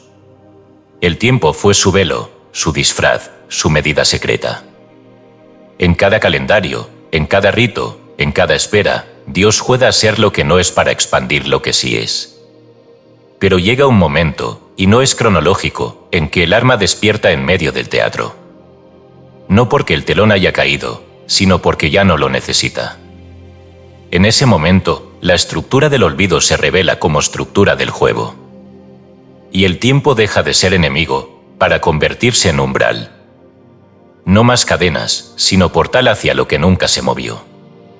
Y entonces, por primera vez, el alma comprende que no necesita más tiempo para despertar. Porque ya estaba despierta. Solo estaba mirando el reloj equivocado. Capítulo 12. El guardián del umbral, lo que protege el silencio. Todo aquel que ha osado traspasar el límite de su mente ordinaria ha sentido en algún momento la presencia, invisible, de una fuerza que no quiere ser vencida. No se manifiesta como un demonio externo ni como un castigo sobrenatural, sino como un freno interno, un centinela que habita en la puerta que separa lo conocido de lo no nombrable. Ese guardián no es ajeno al alma, ni ha sido impuesto desde fuera. Es el ego. Pero no el ego superficial, ese que se infla con halagos o se defiende de críticas, sino la estructura profunda del yo que protege el relato de identidad como si en ello se jugara la supervivencia misma. El ego profundo no teme la muerte física, teme el silencio. Porque el silencio no le otorga ningún rol. Y allí donde no hay palabras, tampoco hay historia que contar. El ego vive del decir. El silencio lo desintegra. En los rituales de iniciación antiguos, el momento más temido no era el sacrificio ni la oscuridad, sino el tránsito hacia lo indecible. Por eso, en las escuelas órficas y en los misterios eleusinos, se velaba con tanto celo el conocimiento. No porque se tratara de secretos egoístas, sino porque el saber que se transmite en el silencio no puede ser comprendido por una mente aún enamorada de su voz. El guardián del umbral impedía el paso no por crueldad, sino por misericordia. Dejar entrar al que no está preparado era exponerlo a una disolución sin sentido. En el Corpus Hermeticum, Hermes Trismegisto revela a Tat que el alma impura no puede recibir la luz pura. Pero esa impureza no es moral. Es estructural. El alma atrapada en el yo narrativo se ciega ante lo que no puede nombrar. La muerte simbólica fue siempre el pasaje necesario. No hay verdadero traspaso sin alguna forma de desmemoria voluntaria. Por eso el iniciado debía morir antes de morir y renacer sin nombre. En los textos del Zohar, se dice que el justo debe olvidar incluso su justicia para poder habitar en el santo de los santos. Este olvido no es ignorancia, es transfiguración. Es renunciar al saber como acumulación para dejar que la sabiduría emerja como vacío activo. En términos sufíes, es el fana, la aniquilación del yo en la conciencia divina. Ibn Arabi lo define no como desaparición literal, sino como el momento en que Dios se reconoce a sí mismo en ti y tú desapareces en ese reconocimiento. El silencio al que se accede después del umbral no es ausencia de sonido, sino ausencia de ego. Por eso muchas corrientes espirituales lo protegieron con metáforas de terror. El infierno como símbolo no del castigo, sino del abismo de lo innombrable. Porque cruzar el umbral no garantiza plenitud. también es posible perderse en la nada. El guardián lo sabe. Por eso exige como peaje la renuncia a todo lo conocido, incluso a la luz que uno cree haber alcanzado. En el libro de los muertos egipcio, el alma pasa por 42 confesiones negativas ante los jueces del Duat. Pero más allá de lo literal, esas negaciones representan vaciamientos. Cada no he hecho es una renuncia simbólica a una capa de identidad. El alma debe desnudarse del personaje antes de acceder al silencio. Lo que protege el silencio no es un muro, es una forma de verdad que no tolera la ficción del yo. Por eso, muchos llegan al umbral pero se detienen. Prefieren seguir hablando de Dios que dejar que Dios hable sin ellos. Porque si Él habla sin ti, tú desapareces. Y eso es aterrador para la mente que ha hecho de sí misma el centro de su religión. En los evangelios gnósticos, particularmente en el Evangelio de la Verdad, se afirma: el error no vio la luz, pues fue una sombra del Padre. Este error, al no ver la luz, se disolvió en el silencio de aquel que no habla con palabras. El error del yo consiste en creer que puede sostenerse ante esa presencia sin rendirse. Pero no hay forma de hacerlo. El yo se desvanece no porque lo maten, sino porque ya no tiene sentido. El guardián del umbral no impide el paso con violencia. Simplemente te muestra lo que debes soltar. Si no lo haces, la puerta sigue cerrada. Pero esa puerta, en realidad, nunca estuvo cerrada. Solo estaba protegida del que aún no había comprendido que el silencio no es vacío, sino la vibración más alta de la verdad. El no decir no es ausencia de contenido, es la forma en que el todo se dice a sí mismo sin distorsión. Lo que protege el silencio es lo mismo que lo habita, la pureza del ser sin relato. Por eso, el verdadero acceso al silencio no depende de técnicas ni de palabras. Depende de morir sin morir, de olvidar sin trauma, de pasar sin dejar huella. En la nube del no saber, texto místico anónimo del siglo XIV, se instruye al discípulo a abandonar toda imagen, toda palabra y toda idea, y elevarse por una nube de olvido hasta encontrarse con Dios en una nube de desconocimiento. Ambas nubes, la de lo que se suelta y la de lo que no se puede poseer, forman el portal hacia el silencio. Y el guardián no se opone a este paso. Solo espera que estés listo para entender que tu voz nunca fue necesaria. Solo así, cuando todo ha sido rendido, puede abrirse la puerta que nunca estuvo cerrada. Y al entrar, no se escucha nada. Pero se comprende todo. Capítulo 13. En la mente de Dios, una simulación sagrada. Desde los antiguos manuscritos herméticos hasta las especulaciones contemporáneas sobre la naturaleza holográfica del universo, una idea ha persistido en los márgenes de toda religión, filosofía y ciencia, que lo que llamamos realidad no es más que la proyección sostenida de una mente más vasta, una inteligencia creadora que no opera como sujeto externo sino como el sustrato mismo de la existencia. Si en el principio fue el Verbo, como afirma el prólogo del Evangelio de Juan, ese verbo no era solo una palabra audible, sino la codificación primera de la conciencia sobre sí misma. Y el verbo era Dios, no como algo que Dios pronunció, sino como aquello que él mismo era antes de cualquier distinción entre quien habla y lo hablado. En esa afirmación se condensa una noción fundamental del mentalismo: todo lo que vemos, tocamos y creemos habitar, no es sino una manifestación densa y estructurada del pensamiento divino en acto perpetuo. Los sabios herméticos resumieron esta intuición en la máxima: el todo es mente, el universo es mental. Primera ley del Kybalión, texto de transmisión oral atribuido a Hermes Trismegisto.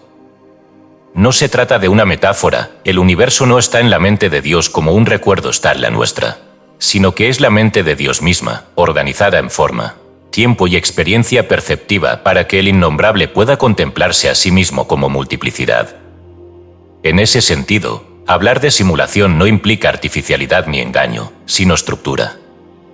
Y toda estructura requiere código. La Cábala, con su disposición de las letras hebreas como energías creativas, es un testimonio milenario de esta comprensión. Las letras no son símbolos que representan algo más, sino vibraciones que configuran la sustancia misma de lo real. Dios miró en la Torá y creó el mundo, dice el Zohar, insinuando que la realidad fue construida no a partir de materia, sino de significado organizado. Cada letra del tetragrámaton, Yod, Bab, no solo representa una sílaba del nombre de Dios, sino una arquitectura de estados del ser. Yod es la chispa inicial, el punto mental puro, es la expansión que se transforma en imagen. Bab es la conexión de lo alto con lo bajo, la línea de ejecución que lleva la intención al plano visible. Y el último es la forma manifiesta, el cuerpo de la idea. Este esquema no es diferente al de cualquier algoritmo o programa: intención, expansión, conexión, ejecución. La mente divina programa la realidad como una forma de reconocerse en niveles, fractales y ciclos. En las doctrinas gnósticas, esta noción fue llevada más lejos. El universo físico no era solo una ilusión. Era una construcción deliberada creada por un demiurgo inconsciente de su propia subordinación a la fuente. No malvado, sino ignorante, el demiurgo, identificado en algunos textos como Yaldabaoth o Samael, crea un mundo imperfecto creyéndose el único Dios, sin saber que su mente también está simulada.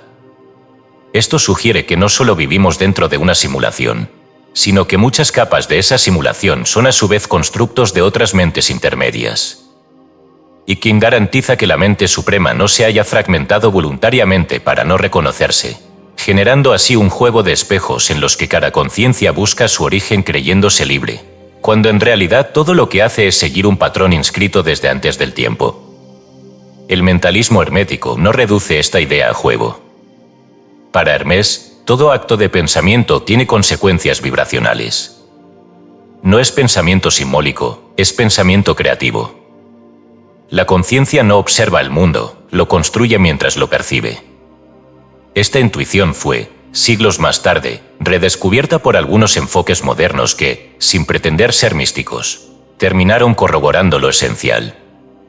Las llamadas teorías de campo cuántico y observación no local, aunque formuladas en lenguajes distintos, abren la posibilidad de que el observador no es una figura pasiva dentro de un universo dado, sino la condición misma de posibilidad del universo como tal.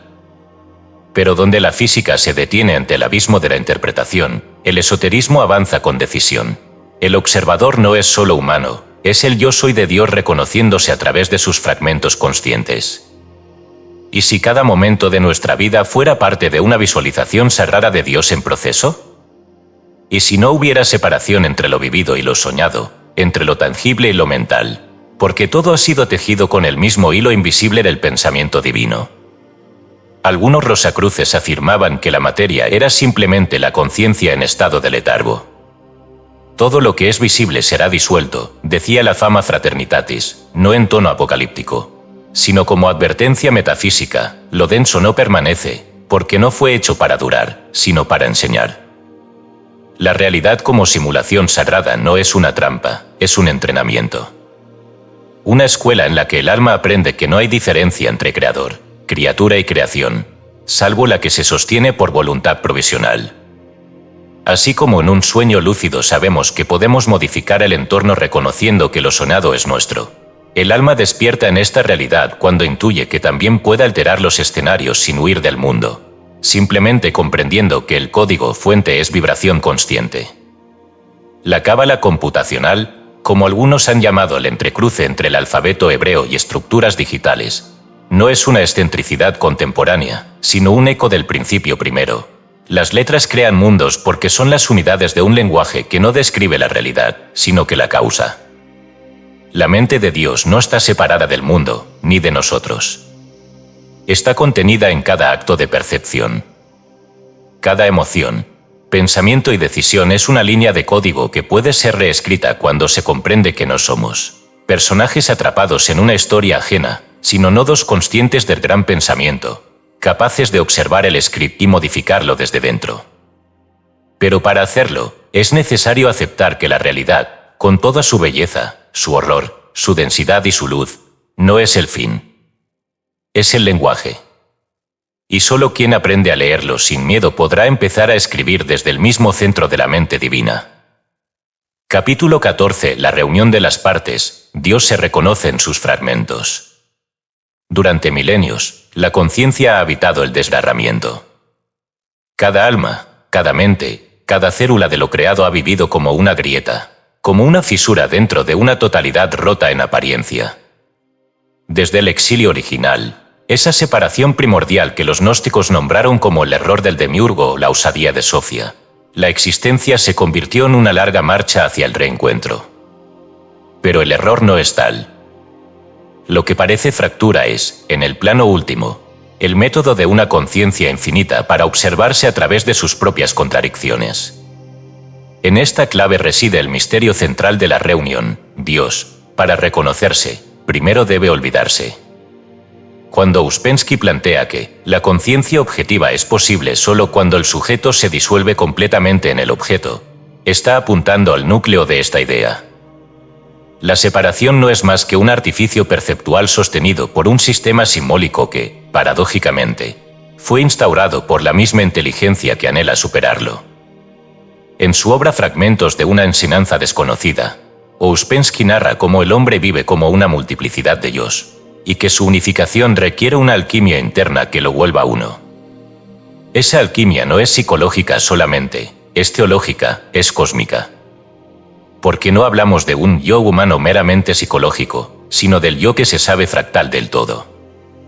Plotino, mucho antes, lo expresó con mayor radicalidad: el alma, al separarse de la unidad, no deja de ser uno en esencia, sino que cae en la ilusión de la multiplicidad.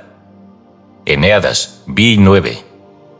El alma, por tanto, no está caída en el sentido moral del dogma, sino sumida en una estrategia divina de ocultamiento. La separación no es un castigo, es un recurso. No para la pérdida, sino para la transformación. Blavatsky lo comprendió también. En la doctrina secreta, afirma, el yo superior no es una creación de Dios, es Dios mismo en cada uno de nosotros, esperando ser despertado. Esta afirmación desmantela siglos de estructura religiosa basada en la adoración externa. La teosofía, como camino, no propone la destrucción del dogma, sino su trascendencia mediante la interiorización de lo divino. Reconocer que cada fragmento del ser es portador del todo transforma radicalmente el significado de la espiritualidad. Jacobo Grinberg, desde la neurofenomenología y la física de la conciencia, llega a la misma conclusión por una vía distinta. En su hipótesis sintérgica, la realidad se genera mediante la interacción del campo neuronal individual con un campo informacional unificado. La percepción, entonces, no refleja lo que es, sino lo que puede ser sintonizado. En palabras suyas, la realidad es una proyección consensuada de un campo que contiene todas las posibilidades. La creación del presente. Cuando cada observador sintoniza una frecuencia distinta, se fragmenta la visión del uno. Pero al aumentar la coherencia, comienza a emerger la verdad subyacente: no estamos separados, sino sincronizados con distintas versiones de una misma fuente. La idea de que el Dios se reconoce en sus fragmentos puede sonar, para la mente dual, como una blasfemia o una paradoja. Pero en la lógica del uno, no hay paradojas, solo niveles. Cada parte lleva la huella del todo porque el todo jamás dejó de estar presente. Esta no es una metáfora, sino una descripción estructural del universo. La física cuántica lo sugiere con el entrelazamiento cuántico. Dos partículas separadas por distancias astronómicas pueden afectarse mutuamente en tiempo real. Esto no se explica por transferencia de información clásica, sino por una conexión subespacial donde ambas son expresiones de una misma unidad más profunda. Desde el Corpus Hermeticum hasta los Upanishads, esta visión es recurrente. Así como es arriba, es abajo, así como es dentro, es fuera, dice el axioma hermético. Y el Chandogya Upanishad afirma, Tat Tvamasi, eso eres tú. No hay distancia entre el fragmento y el origen, solo grados de recuerdo. La conciencia no se expande para alcanzar algo que le falta, sino para recuperar algo que fue sellado por el velo de la percepción condicionada. Pero ¿cómo se produce esta reunión? ¿Qué fuerza, qué acto, qué decisión permite que los fragmentos se reencuentren? No es el intelecto, ni el deseo de salvación, ni siquiera la fe en una doctrina. Lo que activa la fusión de los fragmentos es la vibración del reconocimiento interno. una resonancia profunda en la cual el yo deja de afirmarse como entidad separada y comienza a funcionar como espejo. Un espejo no de imágenes, sino de presencias. Cuando miro al otro lo reconozco como parte de mi conciencia extendida. El uno comienza a reconfigurarse desde dentro. La alquimia no es un proceso místico ajeno, sino un acto cotidiano de integración perceptual. Incluso en la Biblia, leída con una mirada no dogmática, encontramos vestigios de este proceso.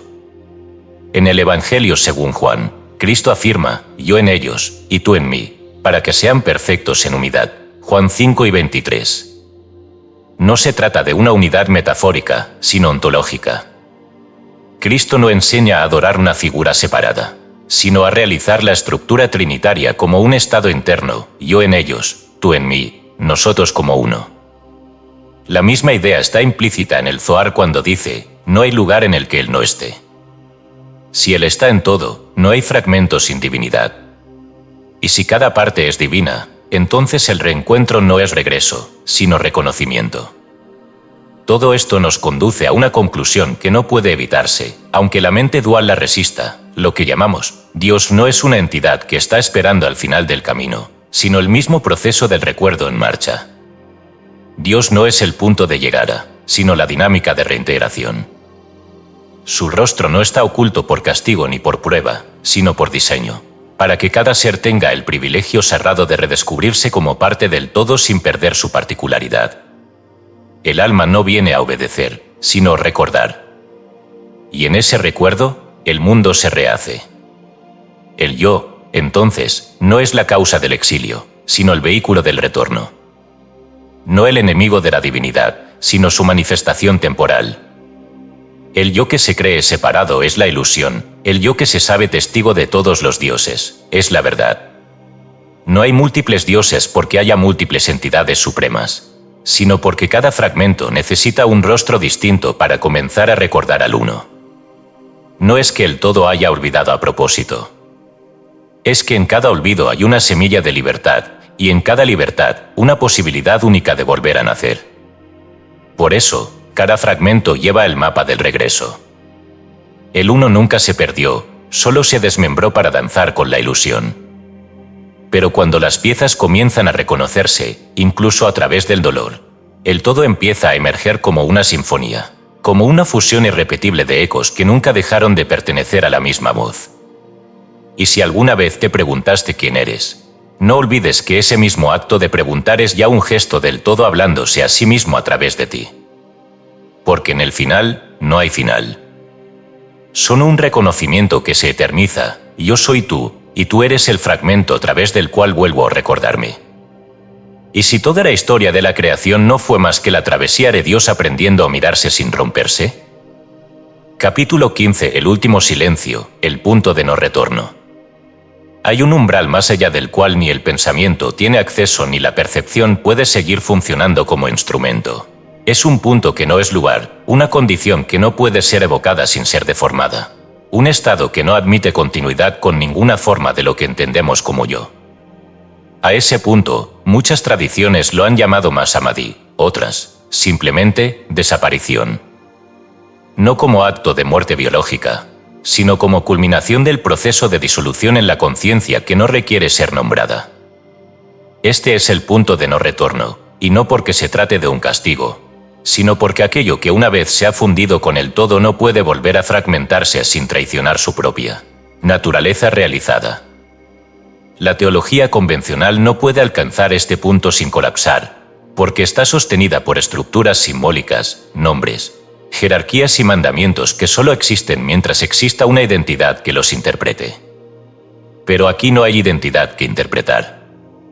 El alma, en este grado final, ya no se contempla como alma, ni como chispa, ni como parte, ni siquiera como reflejo. No hay reflexión posible. El testigo ha sido absorbido por aquello que lo contemplaba. Y cuando no hay testigo, no hay más dos. Muchos místicos han rozado este punto y han tenido que regresar para hablar de lo que no puede decirse.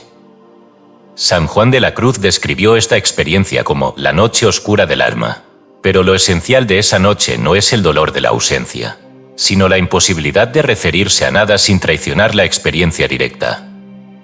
En el Astabhakra Gita, texto de tradición Advaita Venta, leemos: cuando el yo desaparece, solo queda la paz. El sabio no actúa, ni deja de actuar, simplemente es. Ese ser no es ser alguien. Es presencia sin sujeto. Es vibración sin origen ni fin. La gnosis verdadera no culmina en saber algo, sino en atravesar el saber como velo. El conocimiento que libera no es el que acumula verdades, sino el que deshace toda necesidad de explicación. Y aquí es donde la paradoja se vuelve evidente. El ser humano ha buscado durante siglos comprender a Dios, aproximarse a Él, nombrarlo, adorarlo, interpretarlo, sistematizarlo, pero todo eso ocurre dentro de una estructura de dualidad que impide la fusión. Lo que ha sido descrito como iluminación, salvación o despertar, en realidad es el progresivo desmantelamiento de esa estructura. Ramakrishna, en una de sus visiones, decía que en su éxtasis final vio a Dios comiéndose a Dios. No hay afirmación más radical. La divinidad no se contempla eternamente a sí misma en una danza de opuestos, sino que, en el clímax de su experiencia, se devora para no seguir separada. Esta imagen, que podría parecer grotesca para una conciencia religiosa ortodoxa, representa uno de los mayores secretos de la espiritualidad trascendente. La no dualidad no es una teoría, es la realidad última que disuelve todas las teorías. El Zohar, en su lectura cabalística más radical, sugiere que hay un punto en el que ni siquiera la luz infinita, Ein Sof, puede ser diferenciada de su contenedor. No hay vaso, no hay sustancia, no hay luz. Hay una sola condición previa al ser. Es allí donde todo ha sido reconciliado sin que haya nadie que reclame tal reconciliación. En ese lugar no hay mandamientos, ni escrituras, ni maestros, ni discípulos. Porque todo eso presupone una otredad. Y aquí la otredad ha sido consumida por el silencio. Incluso los textos gnósticos, repletos de jerarquías espirituales y mapas del alma, reconocen que hay una última barrera que no puede ser narrada. En el Evangelio de Tomás, Jesús afirma: cuando haráis de los dos uno, y haráis el interior como el exterior, entonces entraréis en el reino. Pero esa unidad última, cuando ha sido alcanzada, no deja ya sujetos ni reinos. Lo que queda no puede ser descrito como existencia o como vacío. Es, simplemente, lo que es.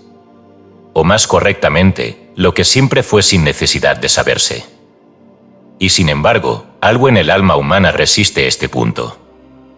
Aún los más elevados, los más puros, los más radicalmente desprendidos, temen la disolución completa. Porque hasta el ego espiritual quiere salvarse. Porque hasta la luz puede encandilar si se convierte en nuevo objeto de apego. Pero aquí no hay luz ni sombra. No hay afirmación ni negación. Hay un silencio que no significa nada, sino el abandono de toda forma posible de significación. No es la muerte del cuerpo lo que asusta, sino la muerte de todo sentido. La psicología transpersonal ha intentado describir este estado como el estado unitivo. Pero incluso esa descripción no puede sino acercarse sin tocarlo. Porque allí donde hay descripción, hay distancia. Y donde hay distancia, hay yo. Este capítulo, por tanto, no es una conclusión del libro. Es su rendición. Todo lo dicho antes fue un mapa, y este capítulo es el fuego que consume el mapa porque ya no es necesario. El lector que ha llegado hasta aquí no necesita más señales. Lo que queda es lo que fue siempre, aquello. Y si aún insistes en comprender, recuerda la advertencia del maestro Sufi al-Ayad: tú no verás la verdad mientras quede un solo átomo de ti que quiera verla. El punto de no retorno no es una puerta que se cruza, sino una identidad que se apaga. No porque haya sido castigada, sino porque su tarea ha concluido. En el Mahasamadhi, el alma no asciende. Se disuelve. El yo no trasciende. Se silencia. Y ese silencio no es vacío, es totalidad. No hay más que decir. Porque todo lo que podía ser dicho, era solo un eco previo al silencio que nos nombró sin nombrarnos.